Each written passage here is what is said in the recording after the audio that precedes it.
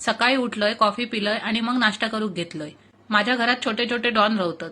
घरचे मालक असत हे. हेंका खाऊक घालेपर्यंत ते माका नाश्ता करूक देत नाही.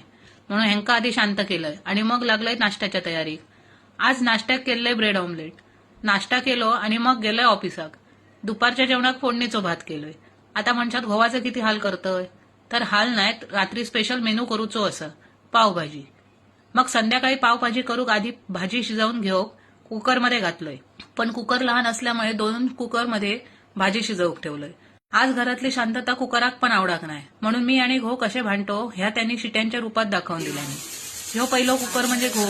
आधी माका छोटीशी पिन मारून चिडाक लावतलो आणि मग ह्यो दुसऱ्या कुकर सारखो माझो पारो चढतलो आणि मग मी खूप वेळ वाजत राहतलोय आणि मग माझा आवाज येलो की हे गपगार होतले. माझ्या आवाजापुढे कोणाचा आवाज टिकता. शेवटी घरात असू दे नाहीतर बाहेर, आवाज आमचोच. अशी कुकरची जुगलबंदी करून एकदाची पावभाजी तयार झाली. बिग बॉस बघत पावभाजी खाऊन झाली. मग चढवाक सांगलंय थोडी लादी पुसून घे. तर ह्या बघा आता काय करता. असं होतो आजचा दिवस. उद्या महिला दिन आणि धुळवड दोन्ही असा. उद्या माझाच आवाज चलतलो. भेटू उद्याच्या व्हिडिओमध्ये. तोपर्यंत बाय.